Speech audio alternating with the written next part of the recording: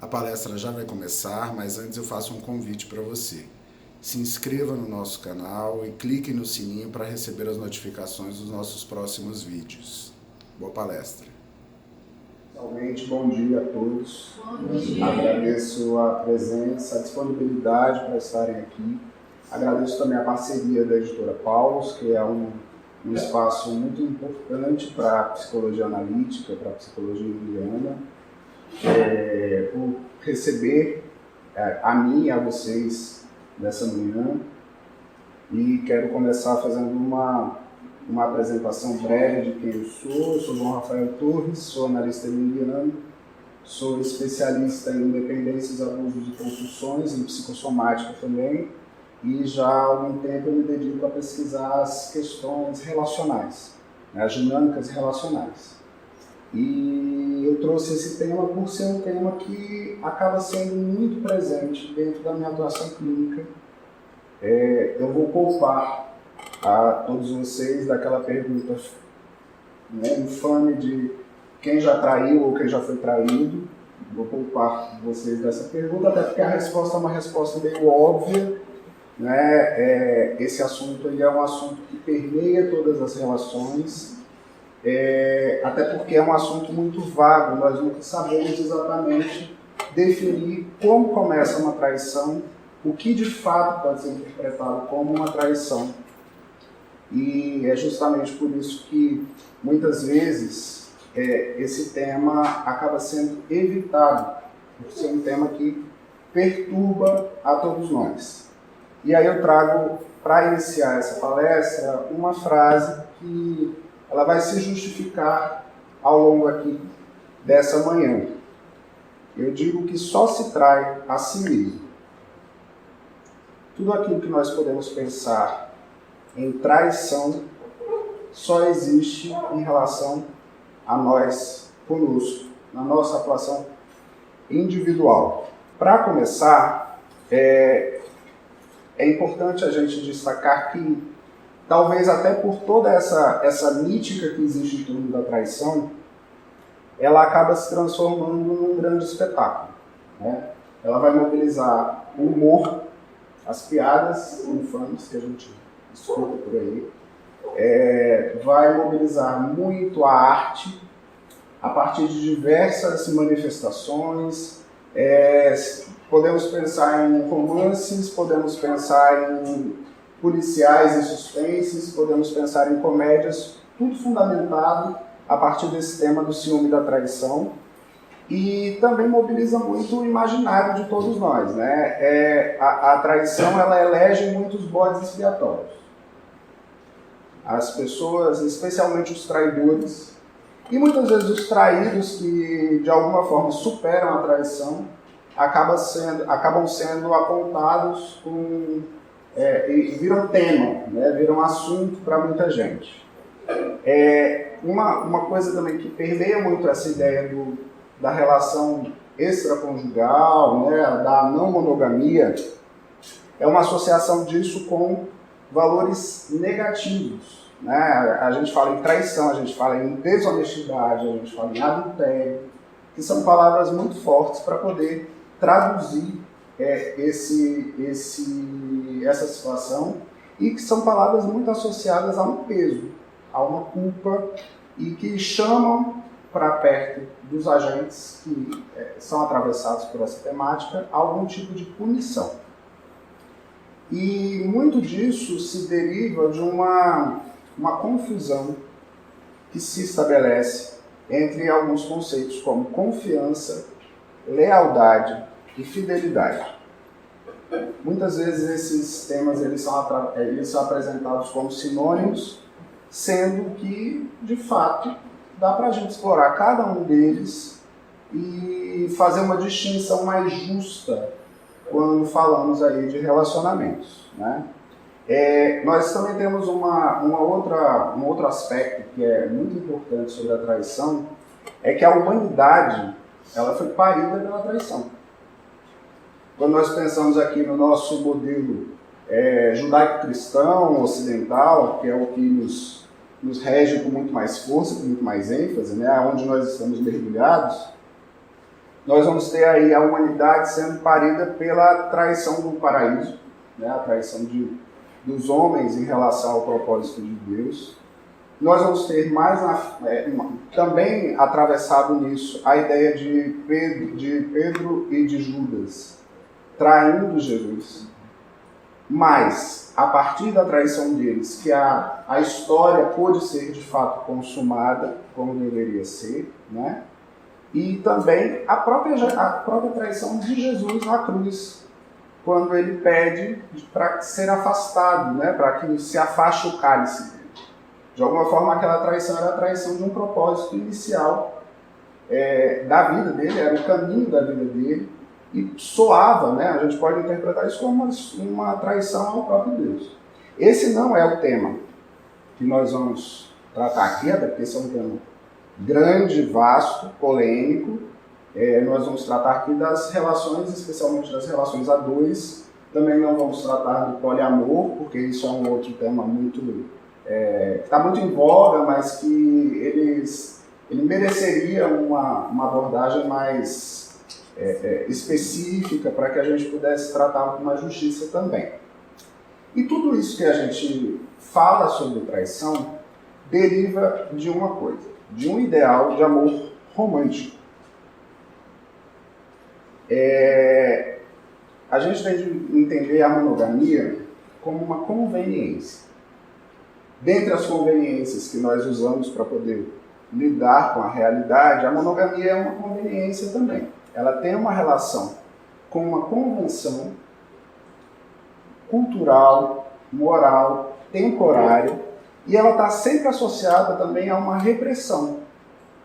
A gente tem de entender que essa fusão de interesses com sentimentos é uma coisa muito recente.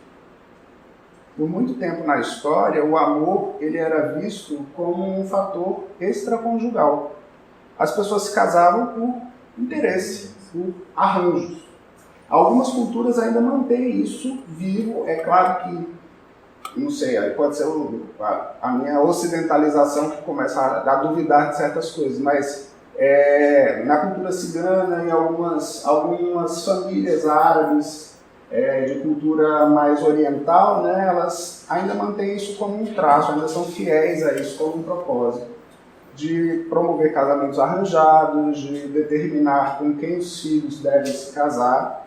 E nisso a monogamia, principalmente nessas culturas que eu citei, elas também vão ter uma variação a depender de cada formulação, a partir de cada propósito. Mas pensarmos que esse amor, como nós gostamos de idealizar, ele também é uma construção cultural, né? Até mesmo dentro do nosso contexto de uma civilização judaico-cristã, majoritariamente católica, né? Onde a ideia do matrimônio ela chama a monogamia, ela exige, né, um dos pressupostos do matrimônio é a monogamia. Até mesmo dentro dessa cultura, esse conceito ele já foi flexibilizado em alguns momentos. No século XVII, por exemplo, após a Guerra dos 30 anos, ficou concedido aos maridos terem mais de uma mulher.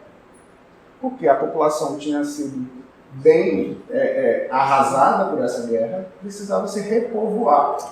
Então, os homens poderiam ter duas mulheres. Foi um período aí de 10 anos, eles puderam desfrutar disso, né? Se de alguma forma isso é uma vantagem, mas eles puderam desfrutar durante esse período de 10 anos da bigamia legitimada pelo Estado e pela Igreja. No Renascimento, nós vamos ter aí uma associação importante do ciúme ao amor conjugal. Quase que teve eu não vou lembrar o nome do moço, mas ele escreveu um tratado sobre a formulação do casamento, como o casamento deveria ser. Era um cônego, ele desenvolveu ali uma teoria de como deveríamos nos portar dentro do casamento. E ele associou o ciúme ao amor conjugal. Engana-se quem acha que foi porque ele teve uma iluminação divina, né? O ciúme ele é uma forma ótima de se preservar a família. E se preservando a família, a gente preserva a propriedade. Então, você sentir ciúme é você evitar que você tenha descendentes indesejados. É você evitar que a partilha seja feita por mais pessoas. Então, é pensar que esse passo também não foi por uma inspiração divina, teve um interesse aí sociocultural importante definindo isso. E por falar em interesses socioculturais, nós não podemos esquecer também que vivemos no patriarcado. Estamos todos sob a égide do patriarcado, o que garante aí uma distinção muito clara e muito injusta em muitos momentos entre os gêneros, né? Então, é daí que deriva o fato do menino pegador e da menina galinha. É uma derivação disso. A relação extraconjugal, né, ou fora de um acordo de aliança relacional, ela acaba sendo muito mais permissiva ao homem do que à mulher. Para fechar esse contexto, nós também temos de lembrar que estamos no capitalismo. Né? E o capitalismo ele vai estimular muito, a ideia do consumo vai estimular sempre a rivalidade, vai estimular sempre a ideia de vantagem, a competição, e isso vai ter uma interferência direta também nas relações. Até psicologicamente falando, a gente pode pensar que os desejos que são frustrados pelo não consumo, pela dificuldade de acesso ao consumo de determinados bens, ele vai ser revertido de alguma forma dentro da psique. E uma das formas que se tem é de transformar as relações em relações mais viscerais. Por quê? A partir de uma relação mais visceral, eu posso gostar muito mais, eu posso me envolver muito mais, eu posso sentir mais raiva, eu posso ter uma capacidade maior de desprezar, eu posso ter todo aquele afeto que foi reprimido, que foi contido pelas relações comerciais, pela frustração, né, que se tem dentro dessa relação de consumo, ele pode ser canalizado de alguma forma para as relações. E também tem um ponto importante, que é a ideia da possessividade, que também está parecido ali com o ciúme, né? Mas ele tem um quê que vai além. Na possessividade, não está comigo, é meu. E as relações, muitas vezes, elas vão ser marcadas por esse traço de acreditar que a presença do outro, ela está em plena função daquilo que é meu, que está sob o meu direito. Né? E aí pensarmos que disso deriva muito mal-estar, muito sofrimento, e que acaba batendo na minha porta, na porta de alguns daqui que também são terapeutas, pessoas que de alguma forma são atravessadas por essas questões. Uma outra coisa que precisa ficar clara aqui é que a ideia de um relacionamento, ela não nasce pronta. Eu trouxe aqui a frase do Cazuza, né? O nosso amor a gente inventa, porque a junção entre duas pessoas muitas vezes vai passar por uma idealização de uma relação. Nós buscamos pessoas que de alguma forma se adequam dentro do script que nós já temos prontos. Então, o relacionamento, o ideal de amor romântico, né, que é o tema que eu estou tratando aqui nesse momento, ele não deixa de ser um ato de imaginação. Ele tem uma coisa meio lúdica e até mesmo infantil na concepção. É como se eu buscasse uma estratégia de suprir necessidades, que nós vamos dialogar um pouco mais sobre isso ao longo da palestra, mas eu entendo o outro como um vetor para saciar as minhas necessidades, assim como a gente via, como pudemos experimentar na mãe, um vetor para saciar as nossas necessidades. Uma outra coisa também que fica muito vigente dentro desse tema é a ideia da alma gêmea, de que nós vamos ter alguém que seja feito especialmente para mim, ou de que a minha alma foi dividida, as duas partes da laranja, dois amantes, dois irmãos, né? Que a alma foi dividida e que nós temos como uma função maior buscar encontrar alguém que seja complementar às minhas necessidades. Beleza.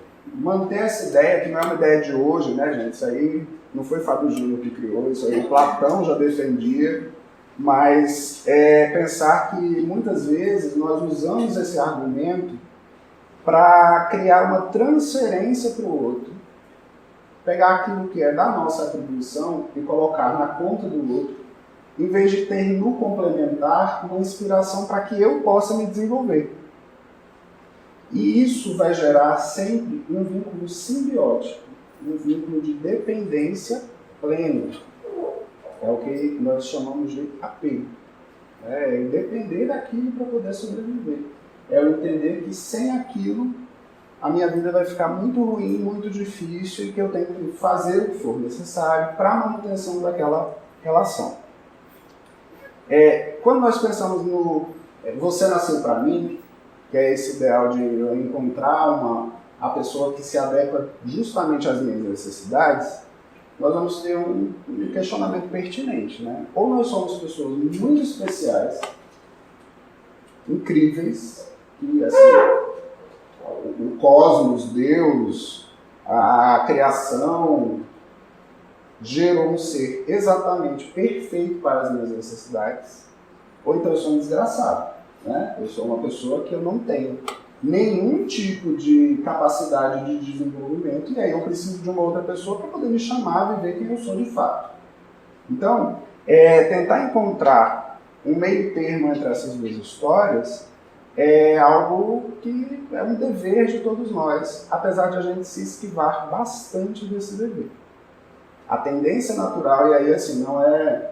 O conhecimento ajuda um pouco, mas não nos livra, falo particularmente, desses ideais também, dessas buscas que fazemos, até porque existe um mecanismo de projeção no inconsciente, de eu projetar sobre o outro atributos, possibilidades, que seriam linhas de fato, né? Mas que como elas estão longe do acesso da consciência, elas estão lá guardadinhas no inconsciente, eu não consigo enxergar direito em mim e eu vou buscar no outro para tentar de alguma forma me lembrar, me vincular a esse aspecto.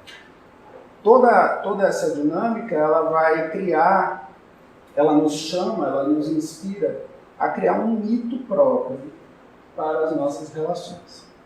É como se eu pudesse construir uma história que está acima, que influencia, que determina quem eu sou.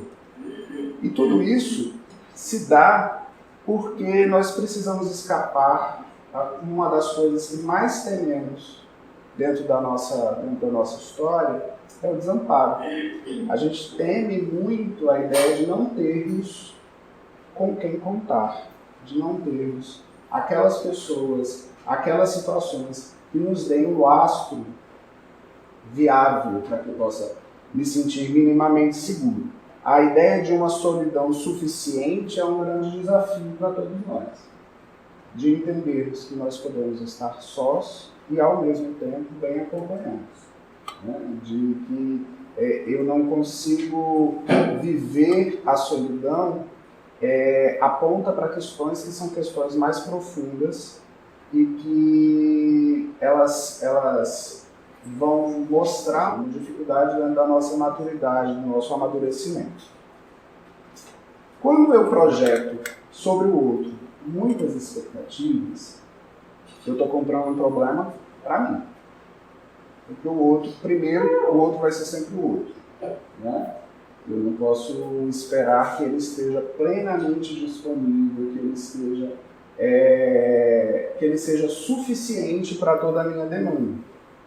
Então, pensarmos que as limitações do outro é justamente no momento que elas surgem que a relação ela começa a se complicar um pouco, para não dizer complicamente. Né? Quando a gente entende que o outro ele não vai ser suficiente para lidar com todo o meu buraco, com toda a minha falta, é que nós começamos a entender que aquela relação ela tem problemas, que ela é difícil de ser conduzida, mas é justamente nesse momento em que o nosso chamado de autoconhecimento desponta. Por perceber o problema da relação, não estou defendendo que devemos viver como cães e gatos dentro de casa, não é isso. Mas é entender que toda vez que surge uma problemática dentro da relação, é quando eu tenho a oportunidade de olhar para aspectos meus que até então estavam incompreendidos. E aí, muitas vezes, esse é o momento em que a traição vai ser suscitada. Nenhuma traição com o namorado, o marido, a mulher, ela vai ser inédita. Nós já vivemos uma traição original. Eu trouxe aqui, as ilustrações todas dessa palestra são do Manche, e eu trouxe um quadro que, se não me engano, se chama A Morte da Mãe. E aí nós temos a criancinha ali todo mundo alheio a ela, né? E ela sozinha tendo de lidar, e com uma dificuldade, com uma negação, né? Para lidar com essa morte da mãe. E é um quadro que eu acho que é legal para ilustrar esse processo aí da traição original, porque nós somos frustrados e nós somos traídos desde o nosso nascimento.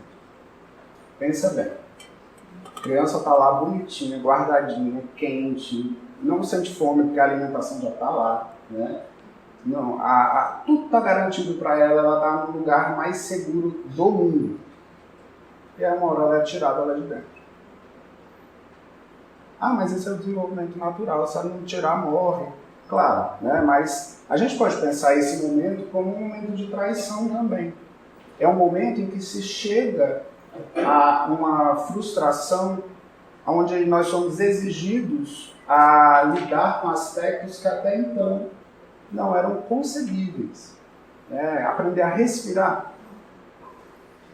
Dizem que é um negócio bem complicado. Você encher o pulmão, quando você enche o pulmão, que inclusive, já ouvi, não temos médicos aqui, temos médicos?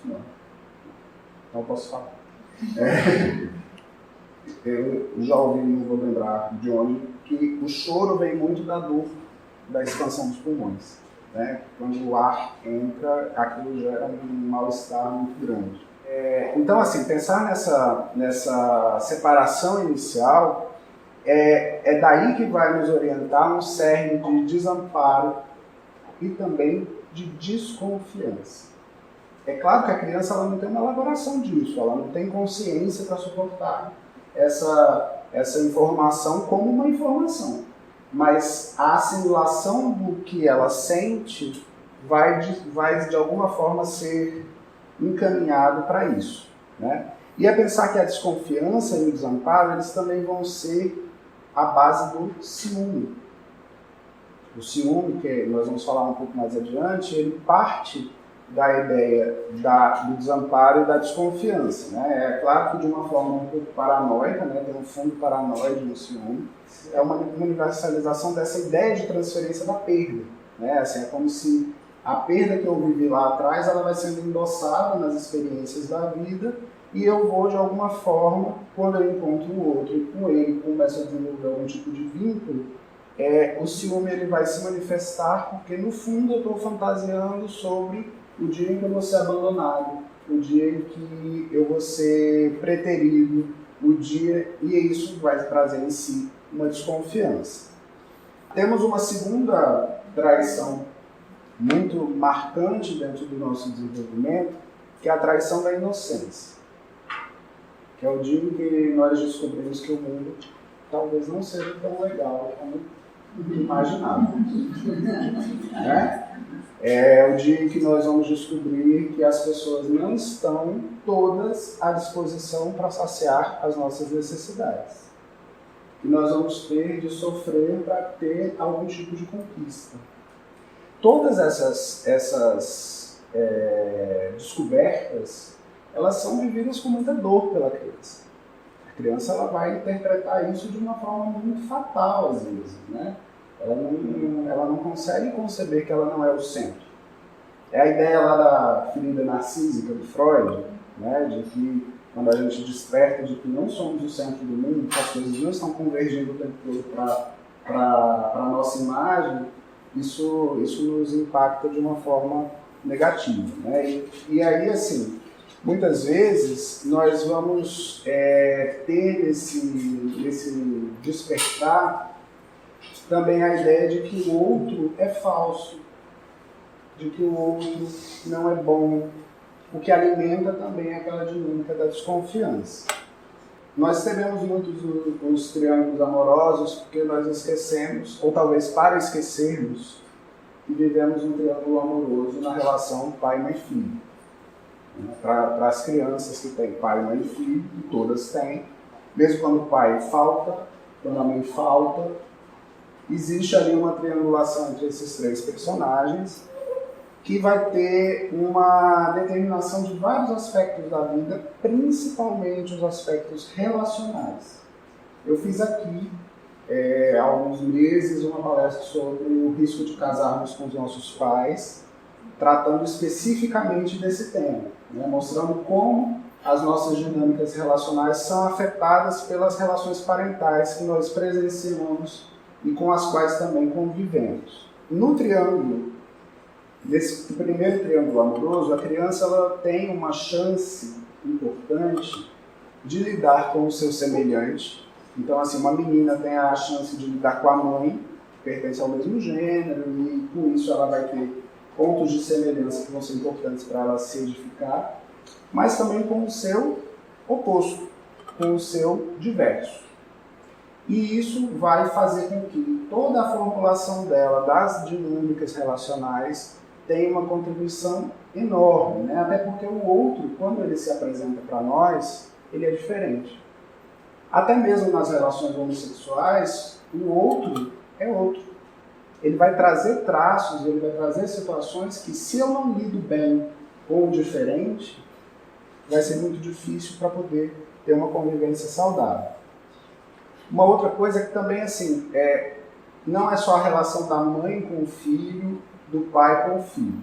Também a relação do pai com a mãe tem uma interferência direta, até porque, assim, uma mãe que é apoiada dentro da sua maternagem pelo marido, ela vai se sentir muito mais segura, muito mais amparada, muito mais pronta para poder agir da melhor maneira. Então, a relação que se estabelece entre pai e mãe vai implicar diretamente na forma como a criança lida com essa ideia de uma traição original, né? Existe uma problemática maior nessa ideia dessa triangulação, é quando um dos eixos desse triângulo ele fica pesado demais. Ele ganha um comprometimento maior. Todos eles, cada um deles tem uma natureza diferente. Mas eles têm de ter algum tipo de equivalência, né? Se a relação da mãe com o filho fica forte demais, o pai está de fora. E o que fica de fora, o terceiro da relação, né, o agente intruso na relação, ele vai ter uma interferência na formação dessa criança. Se a relação está polarizada muito entre pai e mãe, a criança também pode se sentir preterida dessa relação, e tudo isso vai trazer uma série de implicações.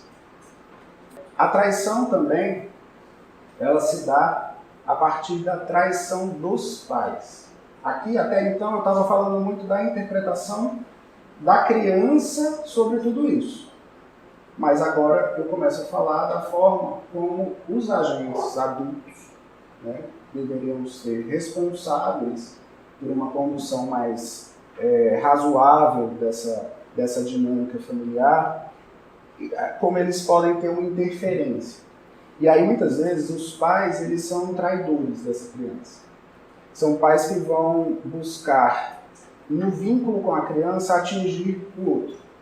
A criança ela vira um meio entre o casal, um mediador ali entre o casal. E um mediador que basicamente se dá a partir de uma restrição de liberdade e da chantagem. Vai fazer isso, é a atribuição que é dada ao pai ou à mãe, como se fosse um dever dele ou dela no trato com a criança, ou então é a chantagem de como essa relação pode ser prejudicial. Pais e mães manipulam bastante a gente, é inevitável, são coisas que são maiores que eles, né? Nós também, como pais e como mães, sabemos que muitas vezes nossa atuação não é uma atuação a mais ilibada e mais é o que conseguimos fazer, mas a gente não pode deixar isso de fora quando pensamos numa avaliação mais ampla sobre esse tema. Nesse jogo que se estabelece entre os pais, a criança ela é a menos favorecida, né? Ela tem uma chance menor de defesa, ela está muito mais despreparada para poder reagir positivamente e muitas vezes o que ela vai assimilar dessa experiência são assimilações semelhantes às de abuso. É uma situação abusiva, uma vez que são pessoas que têm um poder, que têm uma capacidade que a criança não tem e que dessa forma e que se apropriam dessa vantagem para de alguma forma tirar algum tipo de vantagem, né? E muitas vezes a criança, dentro desse jogo todo, ela vai ter uma dificuldade de entender a responsabilidade de cada um, óbvio. E aí ela traz a culpa para si. Ela internaliza muitas vezes o mal-estar de dentro daquela casa como uma dificuldade gerada por ela, provocada por ela. Isso traz uma série de consequências também. Então, a gente vai chegar numa parte otimista, tá, gente? Tenham fé, que eu também tenho. Uma última traição dessas traições originais, né, que nós vivemos, que não depende da relação a dois para que possa existir, é a nossa traição endopsíquica, ou seja, tá, que acontece dentro da nossa psique. É o que nós fazemos o tempo inteiro, quando nós percebemos algo que é nosso, mas que não gostamos, que não nos sentimos à vontade, que a gente tem que empurrar para baixo, jogar para debaixo do tapete. Isso é uma traição porque nós temos de entender que tudo aquilo que me compõe deve ter alguma utilidade, né? Ajuda a me constituir como eu sou, por sou o que sou. E aí, toda vez que eu tento reprimir algum aspecto meu, em vez de aprender a lidar com ele, eu estou traindo um pedaço de algo que é meu. Talvez por todo esse quadro pessimista, nós tenhamos uma necessidade de relação. Que a priori, né, eu poderia sair da minha família e falar, então já que é desse jeito, eu vou viver sozinho pro resto da vida. Não vou perpetuar essa cadeia, né? E o que acontece é justamente o contrário. Isso desperta dentro de nós a vontade de nos relacionarmos, até como uma estratégia inconsciente de assimilação de tudo isso. O Jung dizia que ele cita a relação como a via régia do autoconhecimento. Então, é a partir do momento que eu estabeleço a relação com uma outra pessoa que eu vou acessar aspectos meus que são mais difíceis, que são mais controversos dentro de mim, e que a gente faz isso de uma forma quase que compulsória. Eu não me percebo quando eu vejo eu estou apaixonado. A paixão acaba sendo o grande motivador das relações, uma vez que, como foi dito lá atrás, no nosso contexto, tirando algumas pessoas, salvas algumas ressalvas, né, mas algumas pessoas que vão escolher os seus relacionamentos por interesses mais marcados, a grande maioria não, porque se envolve mesmo, acredita, né, aposta que vai dar certo e a partir disso começa uma relação. E o que nós começamos, na verdade, é uma jornada em glória para a nossa salvação. O que nós buscamos dentro de uma relação é dar conta de tudo aquilo que foi dito antes. A paixão, ela tem alguns fatores, né, que vão determinar a paixão. E quase todos eles, para não dizer todos, porque a gente não pode falar muito todos, né, nenhum, mas vem do inconsciente. É o inconsciente que vai eleger a criatura com a qual nós vamos desenvolver e acharmos que é a pessoa para a vida toda. E o inconsciente está certinho. Ele sempre encontra a tampa certa para a panela certa. O problema é que a forma da panela vai mudando com a vida. A vida vai mudando a forma da panela e aí a tampa também às vezes desencaixa. Mas todo encontro que se dá e que gera esse estado de apaixonamento, ele é uma ação perfeita, gerada pelo inconsciente para a compensação de tudo aquilo que nós temos na nossa bagagem. Quando se estabelece uma paixão, aquele primeiro momento, aquele momento de frisson, né, onde até os defeitos ficam bonitinhos e tal, mas daqui a pouco o que vai começar a se desenhar é uma atribuição de papéis que vão ser escolhidos e que vão ser desempenhados por cada um dos agentes. E isso é sustentado por um negócio que nós chamamos no jargão de neurose complementar. Ou seja, o meu dodói engata no dodói do outro. Eles são super complementares mesmo, o que falta em um sobra no outro. E o vínculo ele vai se dar muito a partir desses aspectos que são sombrios, né? Daquilo que, de alguma forma, eu não consigo enxergar, mas que para o outro está nítido, está fácil, e com isso eu vou adensar essa relação. Também, nas paixões, muito, como eu disse, muito se dá a partir, elas se formam a partir da projeção das figuras parentais, da projeção de pai e de mãe. Então, temos uma chance grande de nos envolvermos com pessoas que reproduzem, às vezes até as mesmas falas, gente. É chato, né? E você vê a pessoa falando exatamente como a mãe falava, como o pai falava. E disso tudo, aí tá, né? Tudo bom, tudo lindo, a paixão, aí uma hora acaba a surpresa. Onde tudo parece muito encantador, tudo parece muito interessante, aí deixa de ser e vira um amor normal.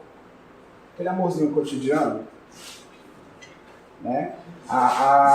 O estabelecimento de uma rotina é uma forma que nós temos de prevenção. Porque como o apaixonamento ele mexe muito, ele vai abrindo portas que a gente, né, desconhece, aí é bom a gente dar uma arrefecida e fazemos isso, e buscando um certo padrão, uma certa dinâmica já mais clara, como uma forma de prevenção de danos maiores, de colapsos. Só que daí também é o que vai derivar o tédio conjugal. É aquele momento da previsibilidade, onde sabemos exatamente como o outro vai fazer, por que vai fazer, ou quando também. Não sabemos, a gente acha. A gente ama achar. Né? Começar a dizer, eu sei por que você está fazendo isso, você está fazendo isso por causa disso, disso, daquilo. Aí voltamos lá para a ideia de tio Freud, né, de que quando Pedro fala de João, sabemos mais de Pedro do que de João. Muitas dessas falas, elas vão traduzir aspectos que são da própria pessoa. Nesse jogo, muitas vezes a intimidade ela é confundida com o controle. E também a atenção é confundida com vigilância. Se o desconhecido é uma coisa meio complicada, porque ele exige de mim recursos que eu não manejo com tanta facilidade, então essa previsibilidade é uma segurança, certo? Então, o que eu vou fazer? Controlar o outro. Fazer com que os passos sejam sempre os mesmos. Fazer com que as coisas elas sempre cheguem no mesmo resultado. Ter um olho clínico para que o outro sempre esteja debaixo do meu guarda-chuva, para que ele nunca escape. Porque é justamente nesses escapes que ele pode trazer uma novidade para casa. E a novidade vai fazer com que eu exija de mim aspectos que, pela nossa comodidade, pela nossa, né, o nosso bem-estar, a gente gosta do que é mais facinho, do que é mais prazeroso, e aí é melhor ficarmos lá na rotina, sabendo que é uma rotina garantida, né? Também, para esse movimento dar certo, eu também tenho que dar uma arrefecida no desejo. O desejo, ele passa a ser um pouco mais recolhido, por isso que aquele furor do início das relações, né, de transar 10 vezes por dia, aí vai passando para uma vez por dia, para uma vez a cada 15 dias, né? O desejo, não só o desejo sexual, mas assim, essa busca, essa ânsia, ela vai ficando um pouco mais recolhida, porque isso também é perigoso. E aí nós vamos optando por um caminho que é um caminho mais suave. E para onde vai esse desejo? Lá para o escuro, lá para o porão. Né? E no porão, as coisas, quando elas chegam no porão, elas começam a dar problema. Elas continuam, a gente acha que apagou a luz e some, né? É criança com medo, fecha o olho e fala, o monstro sumiu? Não. A coisa continua lá e ela continua se desenvolvendo, funcionando. E em algum momento essa sombra vai aflorar. Em algum momento esse desejo vai aflorar. E esse desejo ele pode nos levar para outros lugares. Né? Esse cotidiano que nós vamos desenvolver, aos poucos ele vai reclamando também os seus tributos. Tá? Atributos, mas atributos. Eu vou começar a me chatear por aquilo que eu criei. Nossa, você é sempre a mesma pessoa. Né? Você faz tudo, tem que ser sempre desse jeito. É uma ambivalência que nós vamos trazer. Né? Ao mesmo tempo, é uma ambivalência neurotizante, porque o outro não sabe exatamente mais como reagir, porque se ele faz diferente, ele é condenado, se ele faz igual, ele também é. E isso vai nos dando uma perturbação e perturba o outro também. E quando eu falo aqui eu e o outro, eu não quero colocar a razão aqui do lado de ninguém, tá? É só por uma questão de idade. Nós somos o outro do outro, convém lembrar. Né? Muitos desses jogos que se apresentam, né, nessa fase, eles vão ser mantidos pelo poder. Ele vai deixar de ser algo complementar para se tornar algo antagônico. O outro, que era a outra metade da minha laranja, ele vai virar o espremedor da minha laranja. Né? Ele vai ser aquele que de alguma forma me oferece um risco, que a gente começa a entender o outro como algo que precisa ser detido, que a gente tem que ter uma atenção em cima dele. E aí, um outro fator que é um clássico para acabar com essa surpresa da paixão, são as crises. Né? O que pode ser uma crise? Uma coisa boa, por exemplo, o nascimento de um filho. É uma coisa ótima, não é? E vive uma crise enorme. Por quê? Porque chega uma coisa nova que vai gerar um monte de conflitos internos que vão ser projetados sobre o casal. Nascimento de filho, promoção, doença de pai de um... Né? Mas quando eu casei com você não era assim. Não era, mas você achou o quê? Que ia ser... A imagem da noiva e do noivo ia ser perpetuada para sempre. As coisas, a vida tem essa dinâmica e vamos chegar em algum momento, se mantivermos uma relação, vai chegar nesse ponto. Quando a gente pensa nesse cenário, uma das coisas que nós vamos... aí seria muito fácil, né? Separa. Não é simples. Está ruim desse jeito, ó. A cena que eu estou descrevendo. Então pronto, separa, tá tudo bem. E aí, pode? Já virou pacto. É um pacto fatal do ninguém sai, sabe? Mesa de pôquer. Não, ninguém sai agora. Tá? E é uma relação que, aí, segundo essa imagem do Humanos, é uma vampirização. A gente traz em regra, mas no fundo se alimenta daquilo que o outro tem para oferecer. E formamos o quê? Quando um vampiro morde uma pessoa, o que ela vira? Vampiro. Então, vamos de alguma forma levando essa ideia para frente. Qual que é o peso que nós podemos pensar no impacto? O principal deles é a ideia do que é perene. Nós fazemos alianças, a gente tira a aliança, acabou. Quando a gente faz um pacto de sangue, não tira mais o sangue. Essa imagem do que é perene, de termos um futuro hipotecado, é perturbador demais. A gente começa a ficar, meu Deus, onde é que eu... E agora, né? Como é que eu faço? Para onde eu vou? E naturalmente, esse embargo, ele vai gerar uma série de mal-estares. Existe isso? Não sei, mas enfim, vai perturbando a gente, porque é como se eu sentisse coisas que eu não deveria sentir. Por exemplo, uma raiva do outro. O outro que não me deixa sair. O outro que não me deixa ficar com outra pessoa.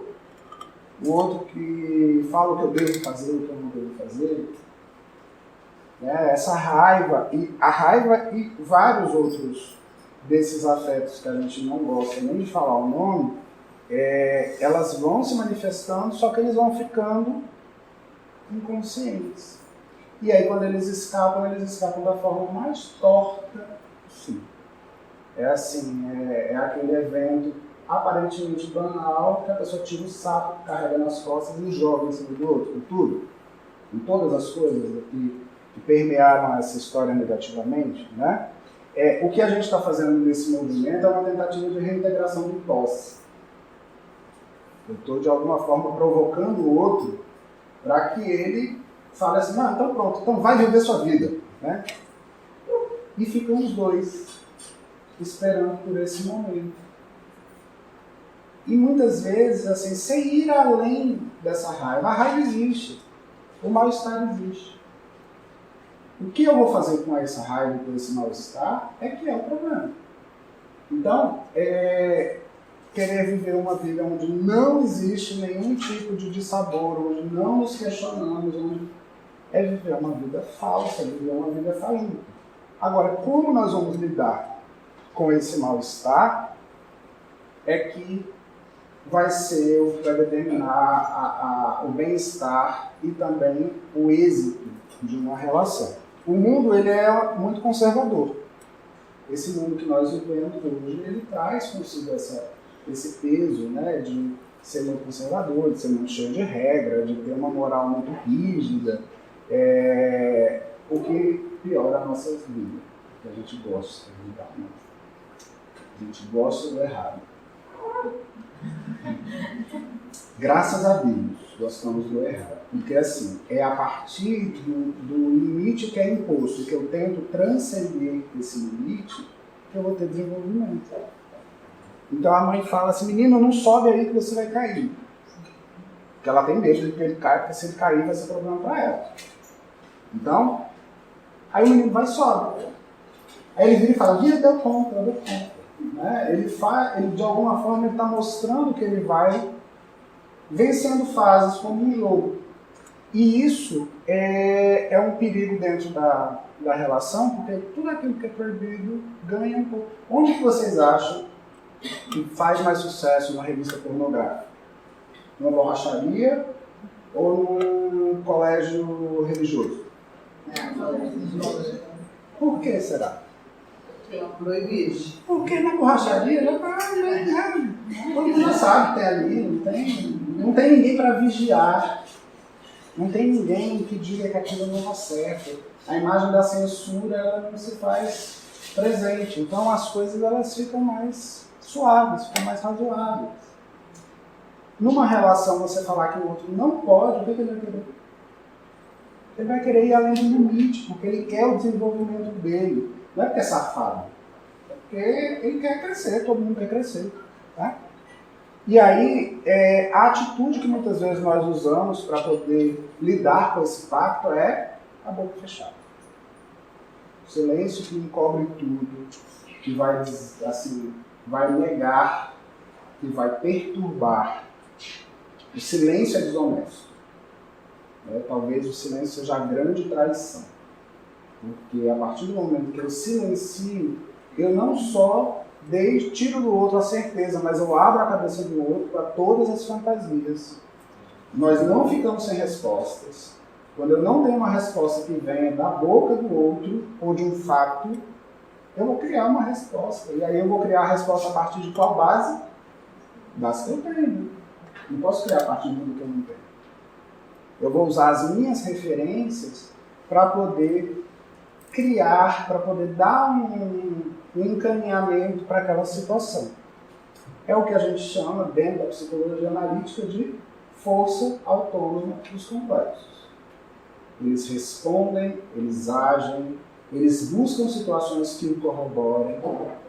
Se eu tenho uma história ali que está mal resolvida e ela trata de um determinado tema, toda vez que eu me deparo com aquele tema, eu vou usar os mesmos moldes para tentar responder. E esse silêncio que ele encobre, mas ele é ácido. Ele vai abrindo fendas entre o casal, ele vai fazendo com que a ideia de proximidade entre eles vá se dissolvendo. No silêncio também mora o segredo, que é uma coisa que criança também adora, né? Você quer fazer com que uma criança faça algo que você fala, eu vou fazer uma coisa aqui com você, mas você não pode contar para ninguém. Ali ela já se aguça justamente por o mesmo propósito lá do limite, né? De alguma forma ela está sendo convidada a transpor um limite. E aí toda vez que a gente pensa em alguma temática que é um segredo, a roupa que você compra, que você deixa no porta-malas do carro, e quando o marido está em casa você leva para cima, isso é o quê, gente? Isso é uma atitude infantil, o dinheiro não é seu. Isso é uma atitude, eu estou enganando quem? Papai, mamãe, para dizer, eu fiz uma coisa errada, mas a mamãe nunca vai descobrir. Eu usei um exemplo feminino e às vezes até machista, mas é porque a gente escuta isso, viu? História, a gente escuta isso, não escuta de uma boca só. Então, o silêncio, como eu disse, ele é a grande traição, porque o silêncio ele tira de nós a honestidade de falarmos o que queremos, da forma como queremos, da forma como conseguimos interpretar. E aí, as nossas relações, elas são regidas por um mito chamado sinceridade. Que existe? A gente esconde, porque a gente entende que franqueza é fraqueza. Se eu falo para o outro, eu não estou gostando disso, não está gostando disso porque você é assim, porque você é assim. É como se a exposição ela gerasse uma vulnerabilidade, gera mesmo. E principalmente quando nós temos danos de confiança, aí essa fraqueza ela é muito complicada, a gente tem uma dificuldade muito grande para conseguir suportar. Tem muitos temas dentro de uma relação que são temas inconfessáveis. O desejo, o erro, a incapacidade. É entender que quando o outro sabe demais sobre mim, eu não sei exatamente qual é a intenção dele, eu nunca sei. A intenção nunca é tão clara. Depois que passa a paixão, a gente começa a desconfiar. Então, naturalmente, esses temas eles são temas que eu vou guardar para mim, as 7 chaves. E ao mesmo tempo, se eu guardo isso para mim, eu também vou ter uma percepção comprometida do outro. Eu não vou ouvir o outro, eu não vou entender o outro. Eu vou ter uma dificuldade muito grande para lidar com as faltas, com os excessos e principalmente com as intenções que o outro nomeia ou que ele explicita, de alguma forma para mim. A comunicação ela vai ser prejudicada nessa desonestidade. Então, os meus medos, as minhas vergonhas e as minhas reclamações honestas, convém ressaltar honestas, porque às vezes a gente reclama só mesmo para poder perturbar a história. Mas aquilo que de fato eu preciso e que eu sei que o outro pode fazer, isso a gente não sabe falar. Eu não sei o que eu quero. Eu não sei traduzir o que eu quero. Ou então, o que é pior, mas eu acho que ele não vai entender. Gente, para desentendimento só existe uma receita. Conversar. Conversa, reconversa, fala de novo, fala 2, 10, 50 vezes, uma hora há de se entender, né?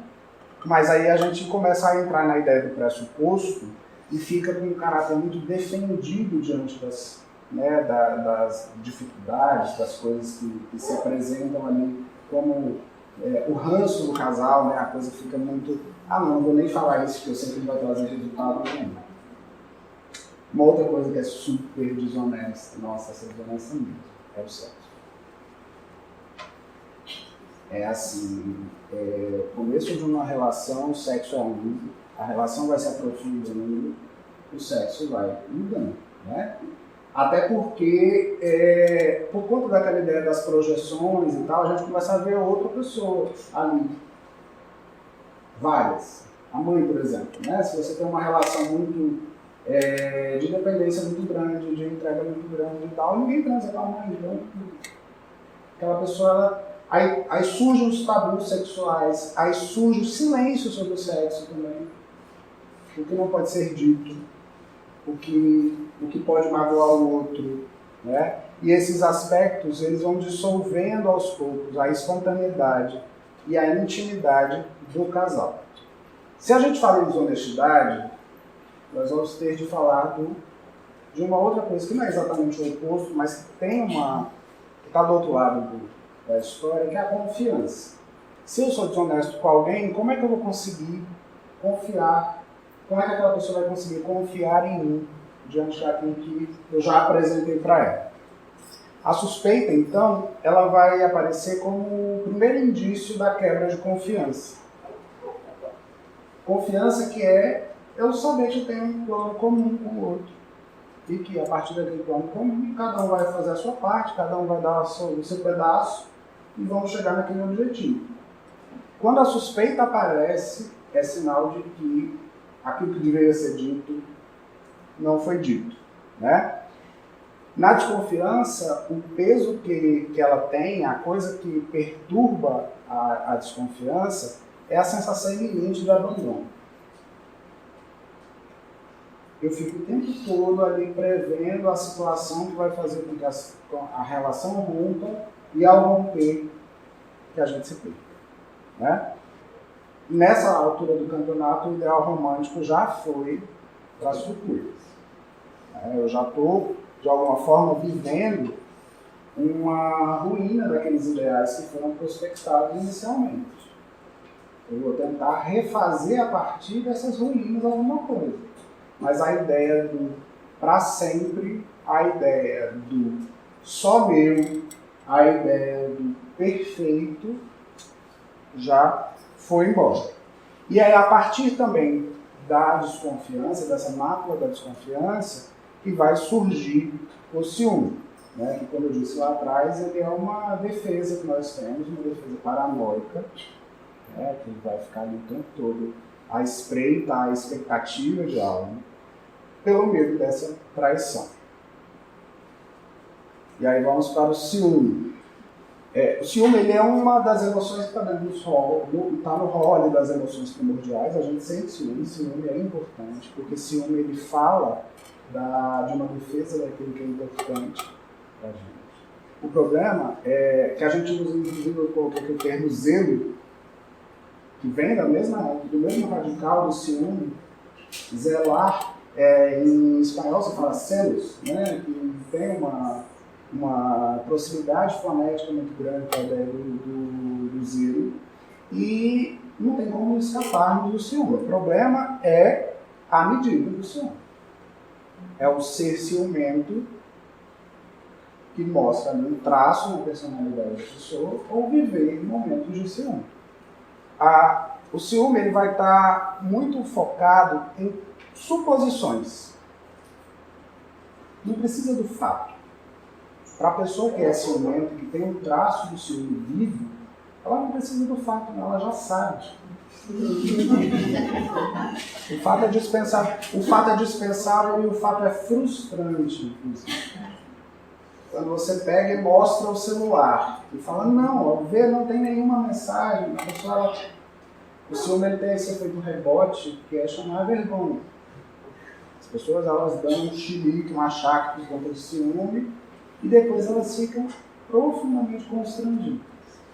Essas imagens que geram essa desconfiança toda, ela provém lá dos complexos, ela provém da nossa história, da assimilação da nossa história, melhor dizendo, que já está guardadinho lá no inconsciente. Então eu vou pressupor. O complexo faz com que eu pressuponha, e uma pressuposição que é sempre injusta. A gente não vive ouvindo falar, e às vezes até repete, né, de que é feito preconceito.